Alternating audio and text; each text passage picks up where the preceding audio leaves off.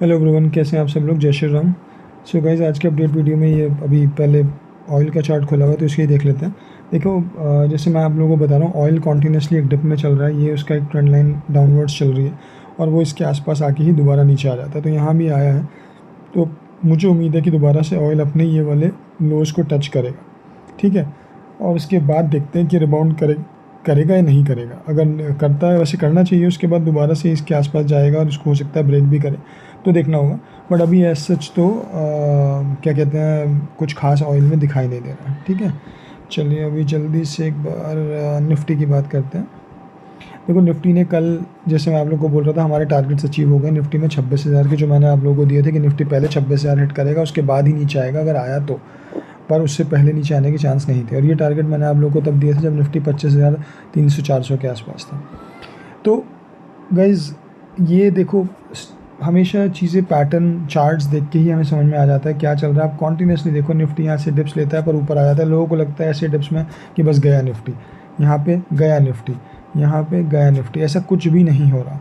जितनी ज़्यादा जब भी सेलिंग आती है तभी एक अच्छी स्ट्रॉन्ग बाइंग आ जाती है, कुछ दिनों बाद ही और ज़्यादा ऊपर के लेवल ब्रेक हो जाते हैं। But again, I am not advocating कि ऐसा हमेशा ही चलता रहेगा। निफ्टी यहाँ से 27, 28, 29, 30,000 हो जाएगी, नहीं, मैं ये नहीं कह रहा हूँ कि लगातार ही ऐसा होता रहेगा। बीच में कंसिडरेबल डिप आएगा, जब आना होगा वो मुझे नहीं पता, किसी को नहीं पता। ये सब बातें होती हैं कि अब आएगा तब आएगा, ये सब अपनी मर्ज़ी से होता है।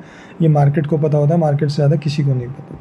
तो मैं ये नहीं कह रहा डिप नहीं आएगा, डिप आएगा, ज़रूर आएगा। कंसिडरेबल डिप भी आ सकता है, चांसेस हैं, बट कब आएगा नोबडी नोज अबाउट इट। ठीक है, बट अभी फ़िलहाल अगर हम ट्रेंड को बात करते रहें और डेली अपडेट की बात करते रहें, तो डेली अपडेट से निफ्टी अभी भी बहुत स्ट्रांग लग रहा है। ठीक है, रोज़ FIS की बाइंग आ रही है, सब डेटा वेटा सब अच्छे आ रहे हैं। ठीक है, कल भी अगर आप देखो तो इसने अपना ऑल टाइम हाई, मतलब ऑल टाइम हाई तो नहीं, ऑल टाइम हाई इसने कल परसों के दिन एक कैंडल बना ली थी पर इंट्राडे में। पर अगर आप क्लोजिंग देखो तो ये ऑल टाइम हाई की क्लोजिंग है, 26,000 फर्स्ट टाइम क्लोज हुआ। अब आज एक्सपायरी है निफ्टी की। अगर निफ्टी 26,000 के ऊपर रहता है बाय 1 o'clock और 2 o'clock तक, तो आप ये समझो कि यहाँ पे एक शॉर्ट कवरिंग रैली आ सकती है। ठीक है, बिकॉज 26,000 पे अच्छे खासा कॉल राइटर बैठा हुआ है। तो ये चीज़ बहुत दिमाग में देखने वाली है, क्योंकि अगर वो रहा तो एक शॉर्ट कवरिंग रैली आएगी।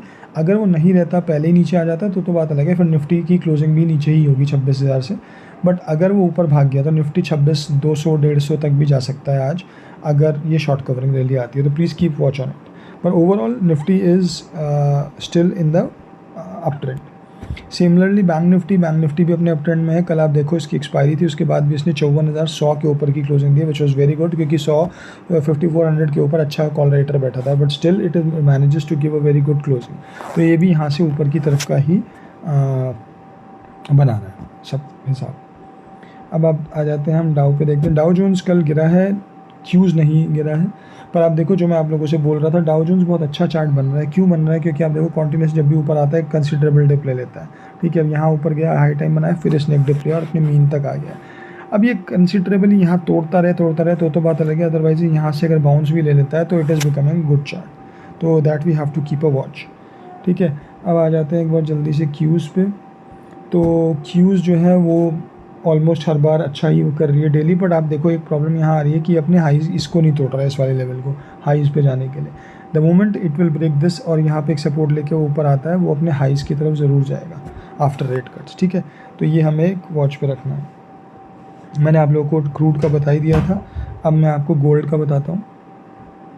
तो gold is looking considerably good. कल इसने 76,000 का हाई बनाया गोल्ड ने। हमने तो यहाँ तक की प्रोडिक्शन की थी, बट दिवाली तक की हमारी प्रोडिक्शन 80,000 की है। इसने कल ही 76,000 बनाया था। ऑब्वियसली ये भी एक स्ट्रेट लाइन में नहीं जाने वाला है, लगातार बढ़ रहा है। ये एक डिप लेगा और हो सकता है डिप लेके यहाँ आके अपने ऑल टाइम हाई पर टच करके फिर बढ़े, और वो ज़्यादा अच्छा होगा अगर बढ़ता है तो फिर वो 80,000 के पास जल्दी पहुँचेगा। ठीक है, तो gold is looking good. Dollar again is very very weak as compare to other currencies, is getting weak day by day, which is good for equities. अगर आप देखो तो यहाँ डॉलर में एक नेगेटिव ट्रेंड आ भी गया है, ये नीचे जाना चाहिए, तो डाउन ट्रेंड का एक सिग्नल है। तो विल एग्जामिन दैट। अब आ जाते हैं कुछ स्टॉक्स पे। देखो, जिसमें से कुछ हैं, एक PFC है, ये मुझे बहुत अच्छा शॉर्ट लग रहा है। पहले से ही मैं आप लोगों को रिकमेंड करता आ रहा हूँ, ऑलमोस्ट यहाँ के लेवल से PFC REC कंसिडरेबली शॉर्ट है। इस लाइन में मैंने आपको बोला था इसके नीचे जाएगा तो अच्छा खासा डिप आएगा, और वो यहाँ तक का आया है। अब दोबारा इसने एक बाउंस लिया और कल ये यहाँ है, अगर मार्केट हल्का सा भी नीचे आता है तो इस बार ये इस लेवल को भी तोड़ सकता है, और इसको तोड़ता है तो और नीचे आने के चांसेस हैं। ठीक है, तो REC PFC शॉर्ट है। टाटा मोटर मुझे अभी थोड़ा शॉर्ट की तरफ लग रहा है। ठीक है, एम्फोसिस मुझे थोड़ा सा शॉर्ट की तरफ लग रहा है। ये कुछ शॉर्ट के स्टॉक हैं। अब कुछ लॉन्ग की बात कर लेते हैं।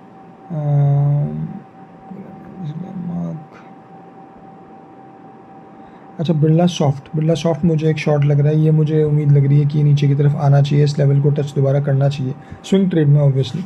तो देखते हैं। Bajaj finance is looking good for a up trade. अगर आप देखो तो ये काफ़ी वैसे भी बुलिश चल ही रहा था, यहाँ पे इसने एक ऐसे बना के कैंडल ये दोबारा अप ट्रेंड ब्रेक दे रहा है, तो मुझे उम्मीद लग रही है कि ऊपर जाएगा। Bajaj finance is looking very very good. अच्छा, एक्सिस बैंक ने कल फिर एक और ब्रेकआउट दिया है। पहले तो यहाँ दिया था जब हमने बताया था आपको इस लेवल पे, उसके बाद देखो यहाँ से कहाँ एक रैली आई है, ये इसने डिप लिया और उसने फिर एक ब्रेकआउट दिया। तो अब ये जल्दी से जल्दी मुझे उम्मीद है कि अपने हाइस की तरफ, या ये जो भी लेवल है इसकी तरफ जल्दी भागेगा। ठीक है, अंबुजा सीमेंट शॉर्ट है, बट अंबुजा सीमेंट मेरी वॉच लिस्ट पे, कि मैंने आप लोगों को बोला है कल भी इसने ये वाला लेवल नहीं तोड़ा, और ये एक बहुत क्रूशियल लेवल है, जब ये इसे तोड़ देगा तो ये शॉर्ट हो जाएगा। ठीक है, तो चलिए गाइज़, ये कुछ स्टॉक्स थे, चार्ट्स थे जो मुझे आप लोगों के साथ डिस्कस करने हैं। आई होप आप लोगों को वीडियो अच्छी लगे। अगर अच्छी लगे तो प्लीज़ चैनल को सब्सक्राइब करते रहिए, वीडियोज़ को लाइक कीजिए, कॉमेंट कीजिए एंड शेयर कीजिए। चलिए, थैंक यू सो मच।